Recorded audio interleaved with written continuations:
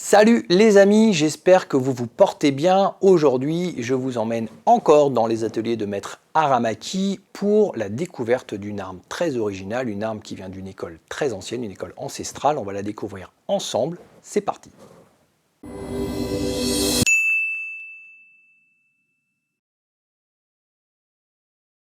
L'arme que je vais vous présenter aujourd'hui est un tanto d'une ancienne école japonaise nommée la Kashima Shinden Jinki Shinkageryu.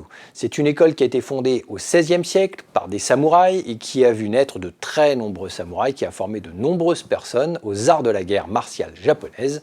Et ces tantos donc, ont des spécificités, ont des essences de bois bien différentes des tantos classiques. C'est ce qu'on appelle une Koryu, cette école très traditionnelle, très spécifique, très ancienne donc, avec donc ses codes, ses valeurs et différents types d'armes qui vont diverger de ce que l'on peut voir aujourd'hui dans les écoles, on va dire, de type fédéral. Donc devant moi, j'ai plusieurs types de tantos. Dans vos écoles martiales, vous avez peut-être l'habitude d'utiliser des tantos modernes, donc des couteaux factices, en caoutchouc ou en plastique dur, non tranchant bien évidemment. L'idée est de ressembler à des armes réelles, mais l'idée est quand même de travailler en toute sécurité. Dans des disciplines un petit peu plus traditionnelles, dès qu'on va chercher de l'aïkido, dès qu'on va chercher du jujutsu, du goshinjutsu, on va essayer d'aller chercher des tantos un petit peu plus traditionnels.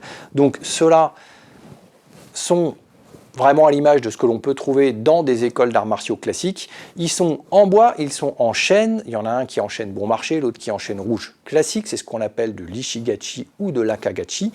Et ils ont des mesures et des spécificités, l'un comme l'autre, absolument identiques. Ils font le même poids. C'est grosso modo la même chose.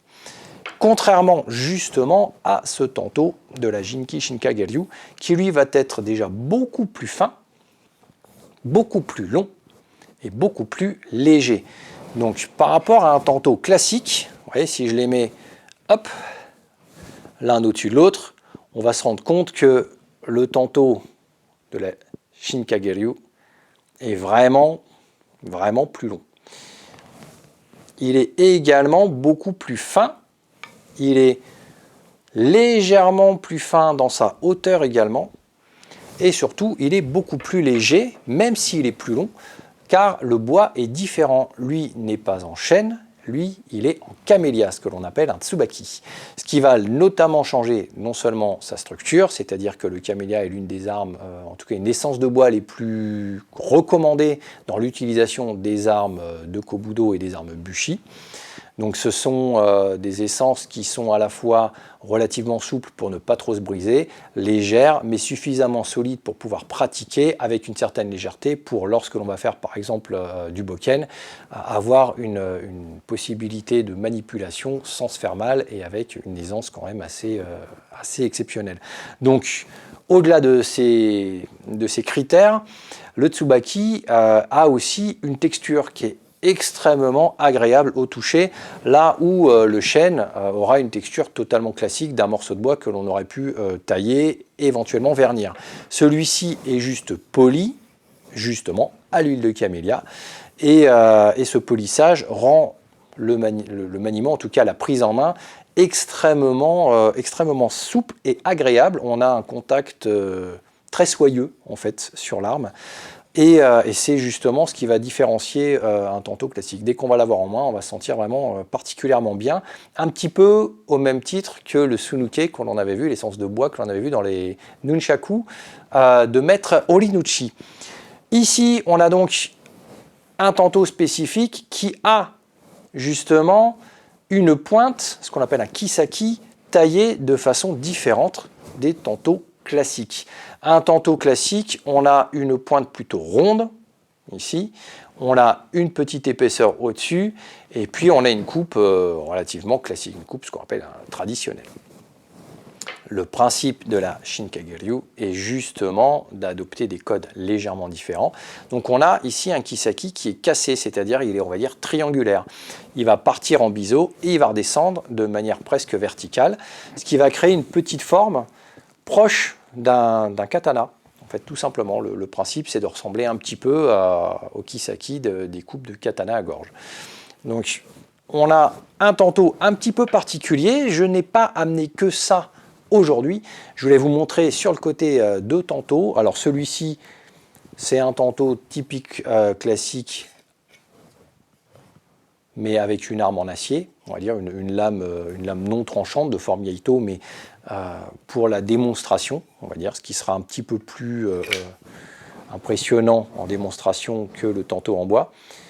Et en dessous, je voulais justement vous présenter un tanto pour mon cœur en tout cas d'exception, puisque c'est un tanto qui non seulement a été certes acheté au Japon sur place, mais qui a été utilisé lors d'une démonstration que j'ai réalisée auprès des maîtres de Keiyo pour les 90 ans du dojo, et sur laquelle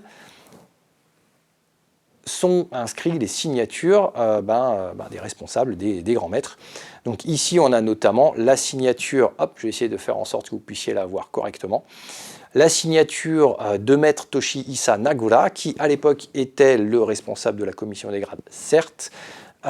Aujourd'hui, il est, de par le décès de son frère Norihisa, passé responsable des dojos de Keiyo, et c'est également, depuis quelques années, le secrétaire général de la Fédération mondiale de karaté.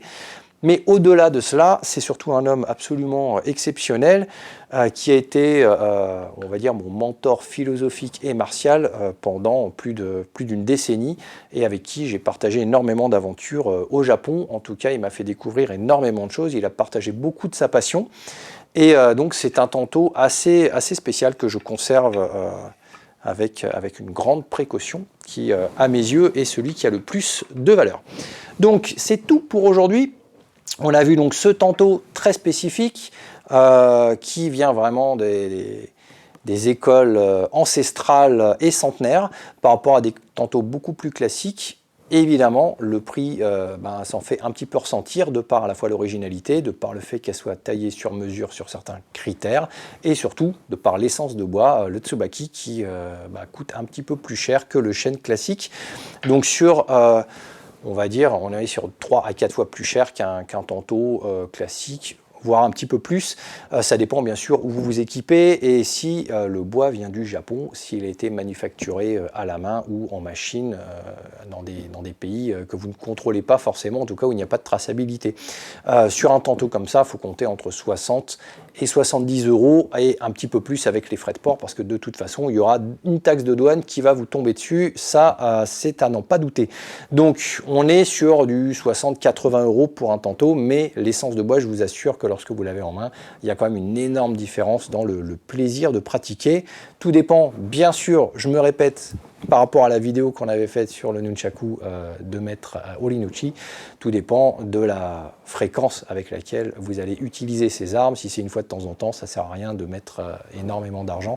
Par contre, si vous pratiquez depuis longtemps et que vous voulez collectionner de belles choses qui vont vous rester tout au long de votre pratique, n'oubliez pas que non, ce ne sont pas des caprices, ce sont des armes pédagogiques à mémoire historique. Voilà, donc si vous avez, vous, des tantos, des armes préférées, n'hésitez pas à indiquer dans les commentaires ce que vous aimez utiliser et où éventuellement vous vous les êtes procurés.